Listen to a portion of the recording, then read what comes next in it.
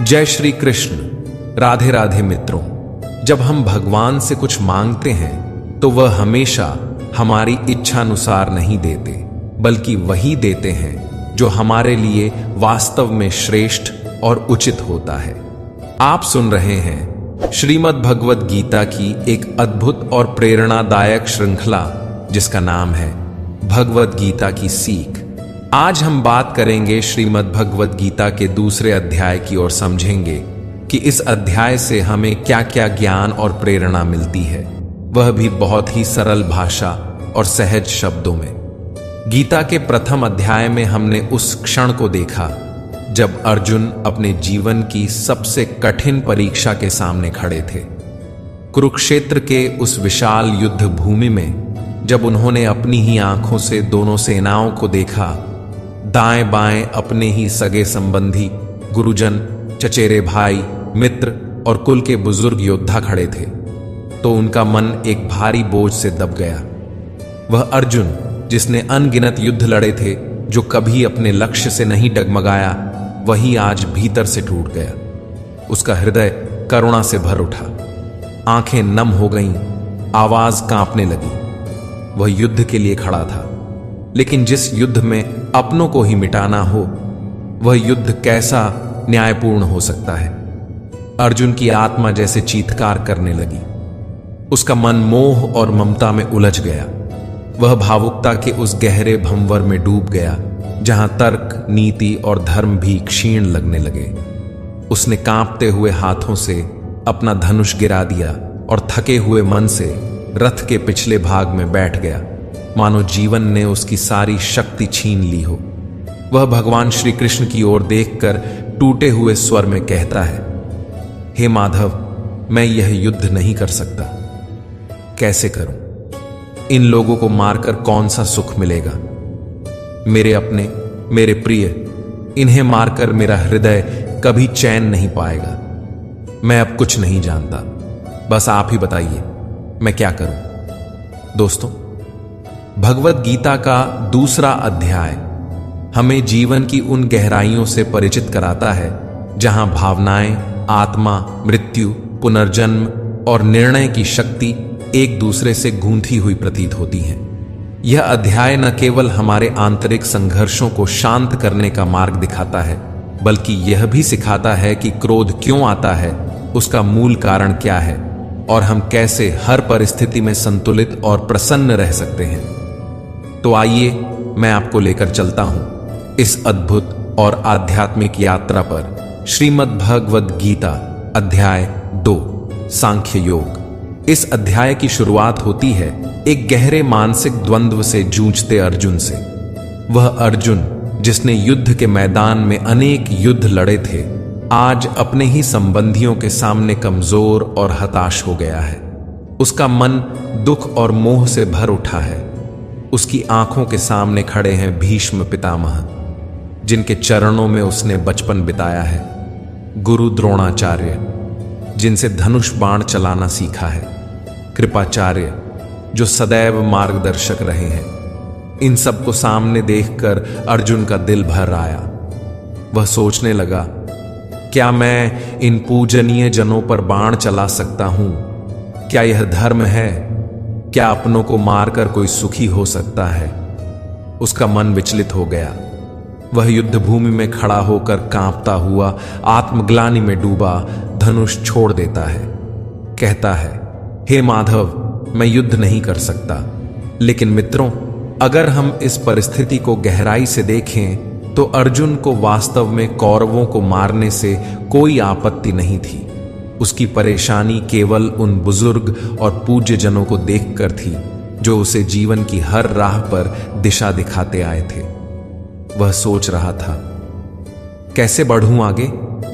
अर्जुन के मन में उस समय भावनाओं का तूफान उमड़ रहा था।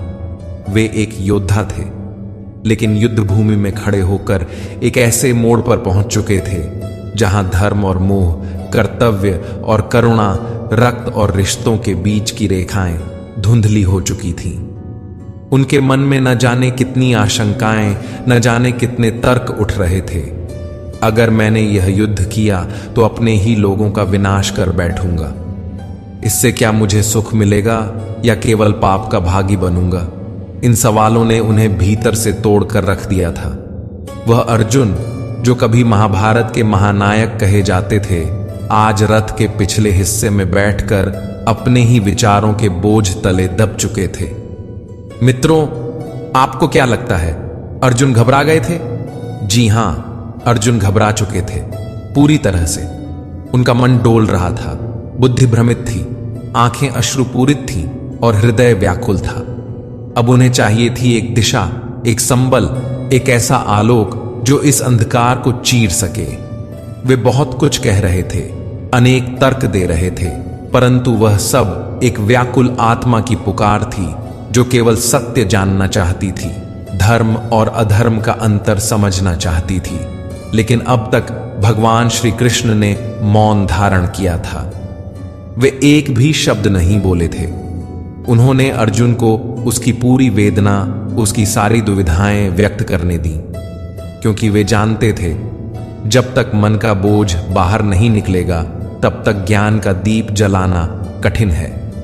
और अब दूसरे अध्याय में वही श्री कृष्ण बोलते हैं, जिनके शब्द केवल शब्द नहीं बल्कि जागृति की किरणें हैं।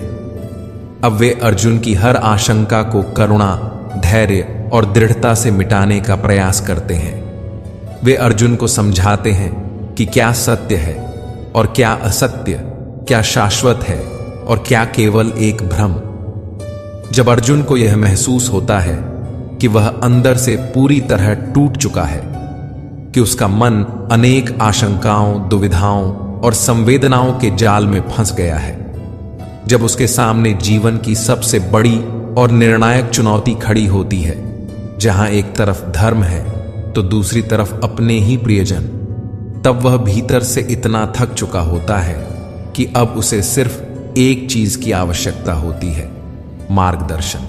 वह अर्जुन जो अभी तक अपने विचारों और तर्कों के बल पर युद्ध से पीछे हटने के लिए कारण ढूंढ रहा था, अब नम्रता से सिर झुकाकर भगवान श्री कृष्ण से कहता है, शिष्यस्ते हम शादीमान त्वां प्रपन्नम। हे कृष्ण, अब मैं आपका शिष्य हूं, आपकी शरण में आया हूं, कृपया मुझे उपदेश दें। मित्रों, यह कोई साधारण वाक्य नहीं था, बल्कि एक योद्धा का पूर्ण आत्मसमर्पण था। अर्जुन ने अपने सारे अहंकार, सारे ज्ञान, सारे भ्रम, सारे तर्क, सब कुछ छोड़ दिया और पूर्ण विश्वास के साथ श्री कृष्ण के चरणों में झुक गया। उसकी आवाज में अब कोई द्वंद्व नहीं था, बल्कि एक शिशु जैसी मासूम पुकार थी, हे माधव, मुझे बताइए क्या सही है, क्या गलत। मुझे दिखाइए वह राह जो मेरे कर्तव्य से मुझे जोड़ दे, मेरी आत्मा को जो शांति दे। उस पल में अर्जुन केवल एक योद्धा नहीं रहा, वह बन गया एक साधक, एक जिज्ञासु आत्मा जो अंधकार में भटकते भटकते अब प्रकाश की ओर हाथ बढ़ा रहा था। यह वाक्य, शिष्यस्ते हम शादीमाम त्वां प्रपन्नम, केवल अर्जुन की विनती नहीं थी, बल्कि हम सभी की ओर से कही गई एक सार्वभौमिक पुकार है। जब जीवन हमें ऐसे मोड़ पर लाकर खड़ा कर देता है जहां न कोई राह दिखती है, न कोई सहारा, और तब केवल भगवान ही मार्गदर्शक बनते हैं, जैसे उस दिन श्री कृष्ण अर्जुन के बने थे। मित्रों, भगवद गीता का यह क्षण अत्यंत गहरा और भावनाओं से भरा हुआ है। यह केवल एक संवाद नहीं, बल्कि आत्मा की पुकार है, एक टूटे हुए योद्धा की, जो अब अपने अहंकार, अपने ज्ञान और अपने तर्कों को त्याग कर पूर्ण समर्पण के साथ भगवान के चरणों में झुक गया है। यह वह पवित्र क्षण है जब अर्जुन, जो श्री कृष्ण के न केवल परम मित्र बल्कि चचेरे भाई भी हैं, अब उन्हें केवल सखा नहीं बल्कि अपना गुरु स्वीकार करते हैं। वर्षों की मित्रता, स्नेह और साथ अब एक गुरु शिष्य के पवित्र संबंध में परिवर्तित हो जाती है। अर्जुन अपनी आत्मिक पीड़ा और मानसिक भ्रम को स्वीकार करता है। वह कहता है, हे कृष्ण, मुझ पर कार्पण्य दोष अर्थात कायरता और दुर्बलता हावी हो गई है। मेरा हृदय कर्तव्य से पीछे हट रहा है और मेरा आचरण अब एक वीर योद्धा का नहीं बल्कि एक भ्रमित और डरे हुए व्यक्ति का हो गया है। यह स्वीकार करना किसी भी योद्धा के लिए आसान नहीं होता, पर अर्जुन वास्तव में एक सच्चा साधक बन चुका था। जब आत्मा थक जाती है, जब बुद्धि काम करना बंद कर देती है और जब मन द्वंद्वों से घिर जाता है, तब जो अपने अहंकार को त्याग कर गुरु के सामने नतमस्तक होता है, वही जीवन की सच्ची राह पर आगे बढ़ता है। इसीलिए अर्जुन विनम्रता और पीड़ा से भरकर भगवान श्री कृष्ण से प्रार्थना करता है, हे माधव, मुझे धर्म के मार्ग पर चलने की प्रेरणा दीजिए। मुझे बताइए कि मेरा कर्तव्य क्या है। मुझे इस अंधकार से बाहर निकालिए। साथियों, जीवन की राह जब कठिनाइयों से भर जाती है, जब हर दिशा में केवल भ्रम, पीड़ा और असमंजस दिखाई देता है, तब हमें धीरे धीरे यह एहसास होता है कि केवल अनुभव, ज्ञान या तर्क पर्याप्त नहीं होते। उस समय हमें चाहिए होता है एक ऐसा प्रामाणिक और दिव्य सद्गुरु जो हमें अंधकार से प्रकाश की ओर, भ्रम से स्पष्टता की ओर और अशांति से आत्मिक शांति की ओर ले जा सके। अर्जुन के जीवन में भी ऐसा ही एक क्षण आया था, लेकिन उसका सौभाग्य देखिए, उसके सामने तो स्वयं भगवान श्री कृष्ण खड़े थे। अर्जुन, जो अब तक श्री कृष्ण को केवल अपना मित्र, सखा और सहचर मानते आए थे, उनसे एक योद्धा की तरह तर्क और आशंकाओं की लंबी चर्चा कर चुके थे। यदि मैं युद्ध करूंगा तो पाप लगेगा। मैं अपने ही स्वजनों का वध कैसे कर सकता हूं? जरेनिया, कुटुंब और संस्कृति का विनाश हो जाएगा। न जाने कितने तर्क, पर ये सारे तर्क एक भ्रमित, विचलित और टूटे हुए मन की छाया थे। और फिर आया वह अलौकिक क्षण, जब अर्जुन ने अपने भीतर झांक कर देखा और स्वीकार किया कि वह अब खुद को नहीं समझ पा रहा। उसकी बुद्धि कुंठित हो गई है, निर्णय शक्ति क्षीण हो चुकी है। तब उसने अपने अहंकार का त्याग किया, अपने ज्ञान का परित्याग किया और पूरे भाव से, विनम्रता से श्री कृष्ण के चरणों में झुक गया। वह कहता है, हे कृष्ण, अब मैं सही और गलत के बीच का भेद नहीं कर पा रहा हूं। मेरा मन व्याकुल है और मैं इस युद्ध के बीच अपने कर्तव्य को नहीं समझ पा रहा। इसलिए अब मैं आपका शिष्य हूं, आपकी शरण में हूं। कृपया मेरा मार्गदर्शन कीजिए, हे माधव। अर्जुन की दुविधा, उसका संशय, उसकी आंखों में ठहरा हुआ डर और कांपते हुए शब्दों को देखकर भगवान श्री कृष्ण बस मुस्कुरा दिए। एक करुणामयी मुस्कान जिसमें प्रेम भी था, समझ भी थी और गहराई भी। वे जानते थे कि यह केवल अर्जुन की नहीं, हर उस आत्मा की स्थिति है जो जीवन की चुनौतियों के सामने घबरा जाती है। और जब कोई मनुष्य सच्चे हृदय से मार्ग मांगता है, तब भगवान कभी मौन नहीं रहते। श्री कृष्ण की वह मुस्कान ही गवाही थी कि अब ज्ञान का वह अमृत बरसने वाला है, जो न केवल अर्जुन को खड़ा करेगा, बल्कि हजारों वर्षों बाद तक इस संसार को दिशा देगा। और यहीं से आरंभ होता है वह दिव्य संवाद जो आज भी हमारी आत्मा को झकझोर देता है, श्रीमद् भगवद गीता का अमूल्य ज्ञान। तो मित्रों, ध्यान से सुनिए, जैसे स्वयं अर्जुन सुन रहे थे। श्री कृष्ण अर्जुन की ओर देखकर गंभीरता और करुणा से कहते हैं, हे अर्जुन, यह तुम्हें अचानक क्या हो गया है? तुम तो वे बातें कर रहे हो जो किसी बड़े ज्ञानी को शोभा देती हैं, लेकिन तुम्हारा हृदय तो मोह और ममता से जकड़ा हुआ है। तुम जीवन और मृत्यु की चिंता में पड़े हो, लेकिन सच्चा ज्ञानी न तो मरने वालों का शोक करता है और न ही वह उन लोगों के लिए रोता है जो मर चुके हैं, क्योंकि वह जानता है आत्मा अमर है, अविनाशी है। जो सच में ज्ञान को प्राप्त होता है, वह न बीते हुए कल पर रोता है और न ही आने वाले कल को लेकर घबराता है। वह जानता है जो होना है वह होकर रहेगा और जो नहीं होना है वह लाख चाहने पर भी नहीं होगा। ऐसा निश्चय जिसकी बुद्धि में आ जाता है, उसे कोई दुख नहीं सताता, उसे कोई चिंता नहीं घेरती। तुम जैसे योद्धा को किसी दूसरे की मृत्यु को लेकर डरना नहीं चाहिए। और वैसे भी तुम्हें क्या लगता है, क्या ये लोग तुम्हारे मारने से मर जाएंगे? क्या केवल तुम ही इन्हें मारोगे? नहीं अर्जुन, इन सबका भी एक अतीत था, पिछला जन्म था, और भविष्य में एक और जन्म भी होगा। इसलिए जैसा तुम सोचकर दुखी हो रहे हो वह ज्ञान अधूरा है। और रही बात मृत्यु के पाप की, तो यह समझ लो, इनको मारने वाले तुम नहीं बल्कि मैं स्वयं हूं। तुम्हारे हाथ में कुछ नहीं है, तुम चाहकर भी कुछ नियंत्रित नहीं कर सकते। जीवन और मृत्यु यह तो प्रकृति की नियति है। तुम तो केवल उनके मरने का एक कारण हो, एक निमित्त मात्र हो। और ये सभी लोग मरने के बाद मेरे ही पास आएंगे, क्योंकि ये शरीर नहीं, आत्माएं हैं। आत्मा को कभी नष्ट नहीं किया जा सकता। आत्मा तो अगले जन्म के लिए इस शरीर को उसी तरह त्याग देती है जैसे तुम पुराने वस्त्र उतार कर नए वस्त्र धारण करते हो। आत्मा न तो मरती है न ही मारी जा सकती है। श्री कृष्ण अर्जुन की आंखों में झांकते हुए शांत और गूढ़ स्वर में कहते हैं, हे अर्जुन, जिस आत्मा को लेकर तुम इतने दुखी हो रहे हो उसे कोई भी अस्त्र शस्त्र काट नहीं सकता, अग्नि उसे जला नहीं सकती, जल उसे भिगो नहीं सकता और वायु भी उसे सुखा नहीं सकती। आत्मा अजर, अमर और अविनाशी है। न इसका कोई जन्म है न मृत्यु। यह आत्मा सदा से है और सदा रहेगी। केवल शरीर बदलते हैं। जैसे कोई पुराने वस्त्र त्याग कर नए वस्त्र धारण करता है, वैसे ही आत्मा भी एक शरीर को छोड़कर दूसरा धारण करती है। यही प्रकृति का सनातन चक्र है, जन्म और मृत्यु का एक सतत प्रवाह जो कभी रुकता नहीं। श्री कृष्ण आगे कहते हैं, हे अर्जुन, यह मत सोचो कि तुम किसी को मार रहे हो। जिसे तुम मृत्यु समझ रहे हो वह केवल देह का अंत है, आत्मा का नहीं।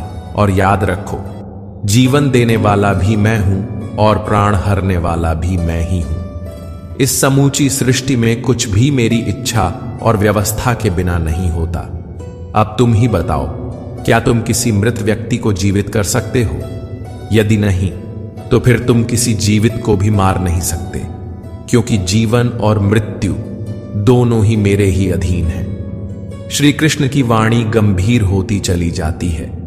तुम जिनके सामने खड़े हो, भीष्म, द्रोण, कर्ण, इन सभी की मृत्यु मैंने पहले ही तय कर दी है। उनकी जीवन लीला का अंत मैं लिख चुका हूं और इस कार्य को पूरा करने का माध्यम मैंने तुम्हें चुना है। तुम केवल निमित्त हो, वास्तविक कर्ता तो मैं ही हूं। श्री कृष्ण ने गहराई से अर्जुन की ओर देखा। उनकी आंखों में करुणा भी थी और एक वीर को जगाने की प्रबल आग भी। वे बोले, हे अर्जुन, जब यह सृष्टि अपनी गति से, अपने नियमों से चल रही है, जब जीवन और मृत्यु, जन्म और परिवर्तन प्रकृति के चक्र का हिस्सा है, तो तुम क्यों स्वयं को इन सब का जिम्मेदार मानते हो? तुम केवल निमित्त हो, इस ईश्वरीय योजना का एक माध्यम मात्र। हे पार्थ, तुम एक क्षत्रिय हो। तुम्हारा धर्म, तुम्हारा कर्म ही धर्म युद्ध करना है। यह युद्ध केवल एक संघर्ष नहीं, यह धर्म की रक्षा का अवसर है। और वह क्षत्रिय जो जीवन में ऐसा अवसर पाता है, वह केवल सौभाग्यशाली नहीं बल्कि धन्य होता है। यह तुम्हारा कर्तव्य है। और यदि तुम इस युद्ध से पीछे हटते हो तो इसका अर्थ केवल इतना नहीं होगा कि तुमने युद्ध नहीं किया। इसका अर्थ होगा कि तुमने अपने जीवन का उद्देश्य ही त्याग दिया। हे अर्जुन, तब तुम्हारे नाम के साथ कलंक जुड़ जाएगा। और जान लो, एक योद्धा के लिए कलंक मृत्यु से भी अधिक कष्टदायक होता है। लोग तुम्हारे पराक्रम को नहीं, तुम्हारे पीठ दिखाने को याद रखेंगे। वे कहेंगे कि अर्जुन युद्ध से डर गया, अर्जुन अपने कर्तव्य से भाग गया। वे आगे कहते हैं, यह युद्ध अपनों और परायों का नहीं है, यह धर्म और अधर्म का युद्ध है। यह सत्य और असत्य की टक्कर है। तुम जिन्हें अपना कहकर मोह कर रहे हो, यदि वे अधर्म के पक्ष में हैं, तो तुम्हारा धर्म यही कहता है कि तुम उन्हें भी युद्ध भूमि में चुनौती दो, क्योंकि जो अधर्म के साथ खड़ा हो उसके विरुद्ध खड़े होना ही सच्चे क्षत्रिय का धर्म है। इसलिए हे अर्जुन, इस मोह को त्यागो, इस व्यर्थ के भावनात्मक बोझ को उतार फेंको, क्योंकि यह क्षण तुम्हें धर्म के मार्ग पर चलकर मोक्ष और मुक्ति की ओर ले जा सकता है। यदि तुम पीछे हटे तो केवल यह युद्ध ही नहीं हारेगा, तुम स्वयं को हार जाओगे, और तब यह संसार तुम्हारी वीरता नहीं, तुम्हारी कायरता की चर्चा करेगा। श्री कृष्ण की वाणी में अब करुणा नहीं, जागृति की ज्वाला थी। वह मित्र को नहीं, अब एक वीर योद्धा को पुकार रहे थे, उस अर्जुन को जो भ्रम और मोह में घिरकर अपनी ही पहचान भूल चुका था। हे अर्जुन, वे बोले, अगर आज तुम इस युद्ध भूमि से पीछे हटते हो तो याद रखना, सारा संसार तुम्हें कायर, नपुंसक और डरपोक कहेगा। वे लोग जो कभी तुम्हारे पराक्रम की सराहना करते थे, जिनकी आंखों में तुम्हारे लिए सम्मान था, वही लोग तुम्हारा उपहास करेंगे, तुम्हारी वीरता पर प्रश्न उठाएंगे। उनकी बातों से तुम्हारे हृदय को जो पीड़ा होगी वह किसी भी मृत्यु से अधिक गहरी होगी। इसलिए हे पार्थ, अब सुख दुख, लाभ हानि, जय पराजय, इन सब को छोड़ दो। अपने विचारों को स्थिर करो, अपने मन को धर्म के लिए अडिग बनाओ और वीरता के साथ धनुष उठाओ। यह युद्ध ही तुम्हारा मार्ग है, और इस मार्ग पर चलकर या तो तुम युद्ध में वीर गति को प्राप्त कर मेरे चरणों में आओगे, या फिर विजयी होकर इस धरती पर धर्म की स्थापना करोगे और यश की प्राप्ति करोगे।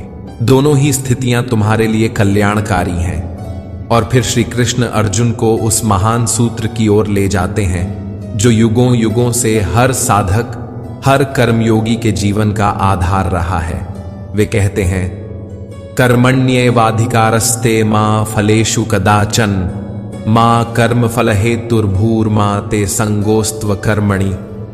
अर्थात हे अर्जुन, तुम्हारा अधिकार केवल कर्म करने में है, परंतु उस कर्म के फल पर तुम्हारा कोई अधिकार नहीं है।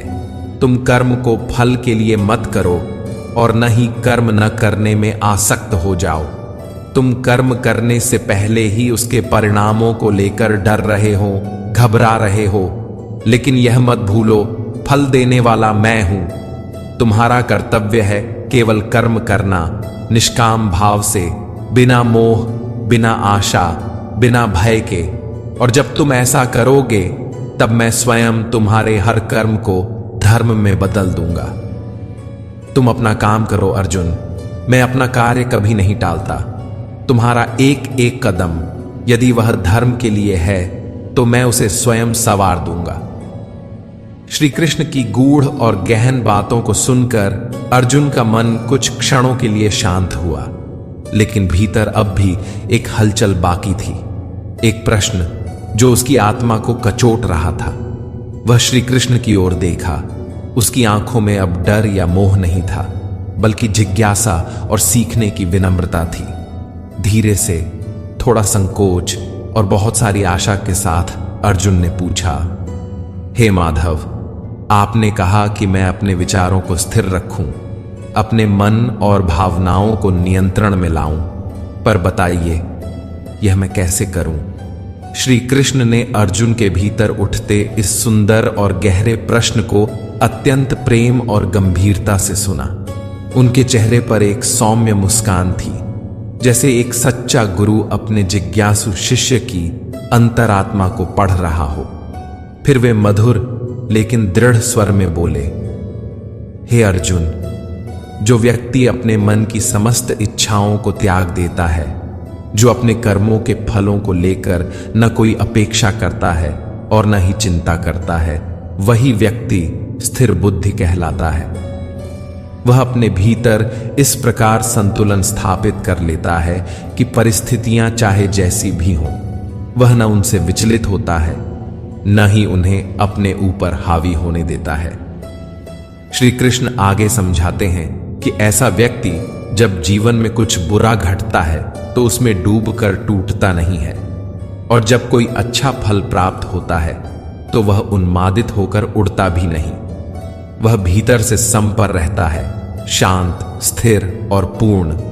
जिसने भय, मोह और क्रोध को अपने मन से बाहर निकाल फेंका है, जो शुभ और अशुभ, लाभ और हानि, सम्मान और अपमान जैसे द्वंद्वों से ऊपर उठ चुका है, जो अपनी इच्छाओं को वश में कर चुका है, वही वास्तव में स्थिर बुद्धि कहलाने योग्य होता है। श्री कृष्ण अर्जुन को अत्यंत कोमलता और गहराई से समझाते हैं।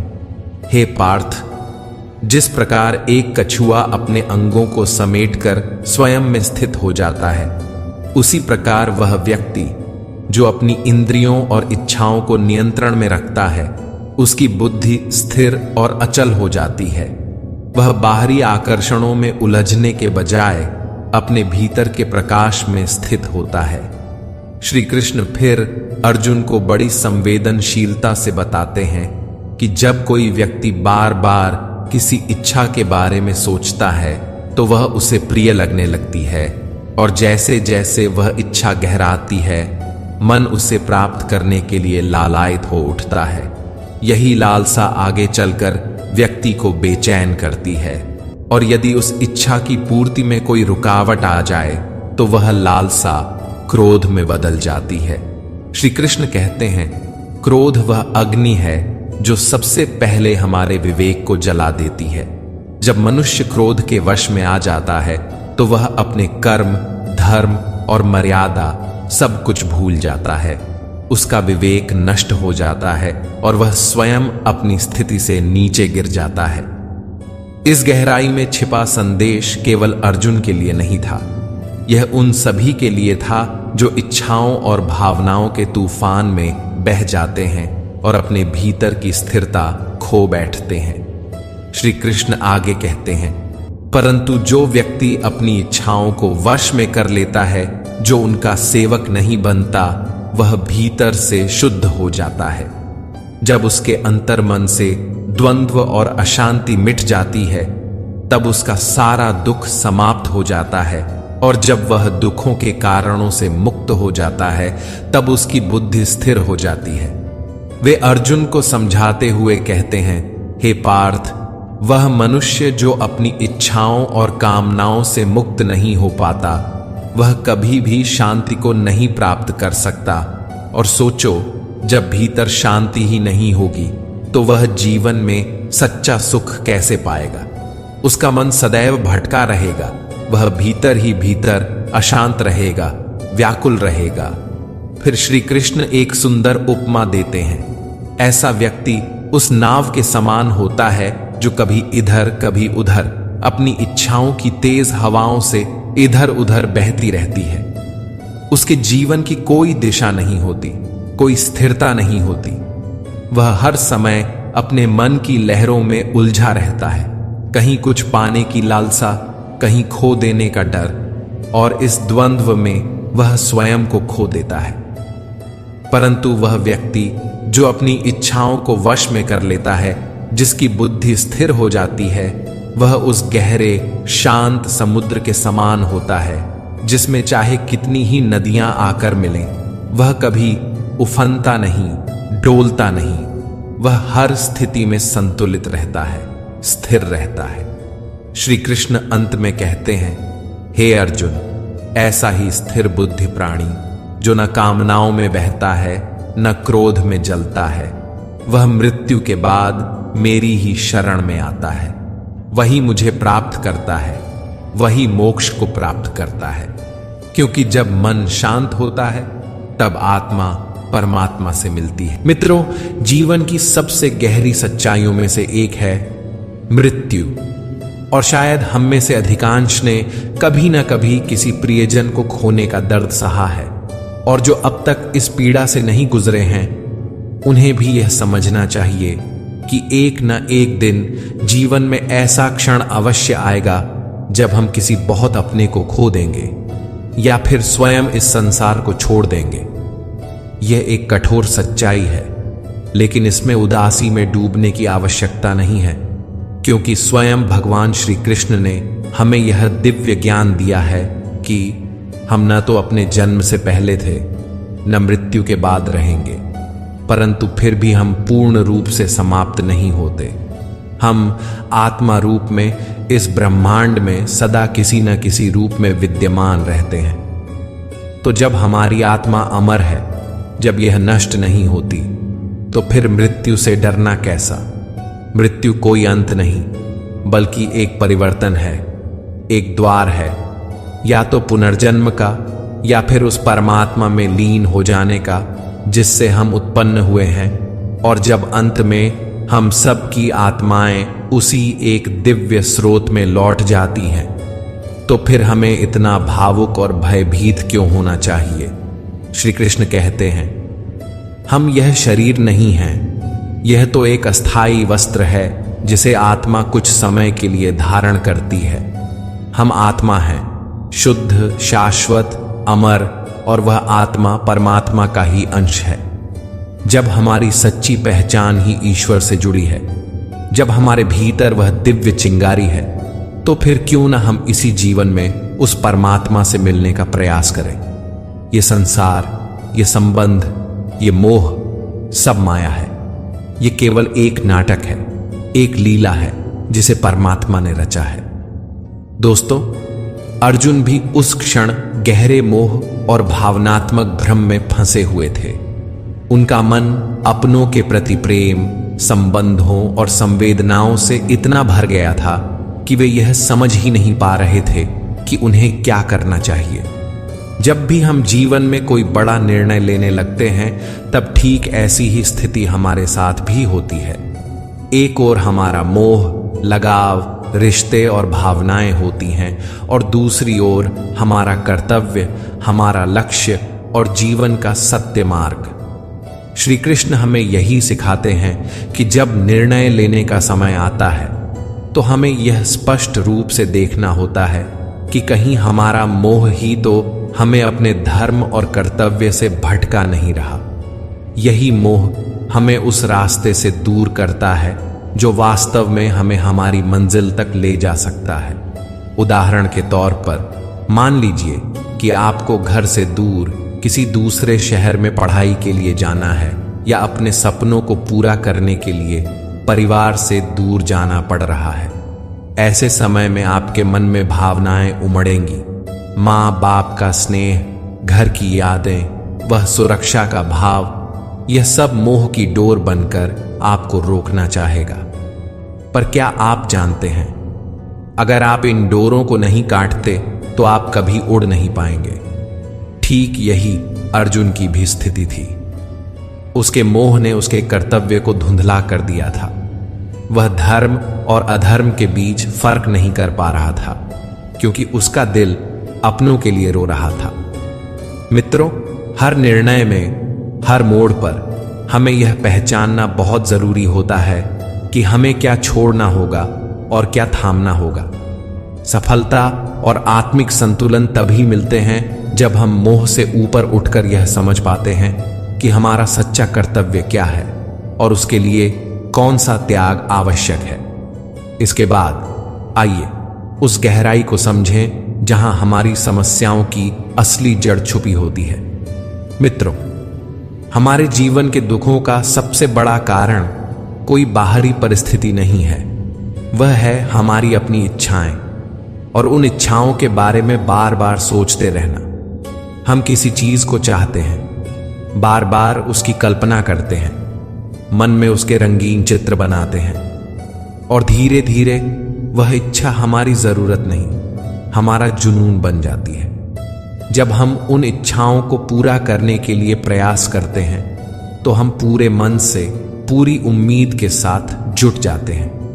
लेकिन जैसे ही किसी कारणवश वो प्रयास विफल हो जाते हैं, तो उसी क्षण हमारे भीतर एक आग जन्म लेती है।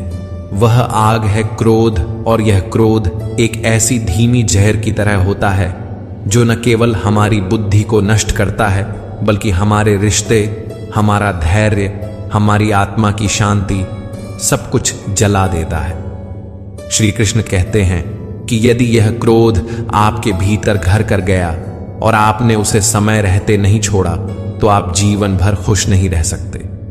आपकी मुस्कान क्षणिक होगी, और भीतर एक अधूरी बेचैनी हमेशा बनी रहेगी, क्योंकि यह संसार बाहर का नहीं है, यह तो आपके ही विचारों का प्रतिबिंब है। जैसे विचार आपके मन में होंगे वैसा ही संसार आपको दिखेगा।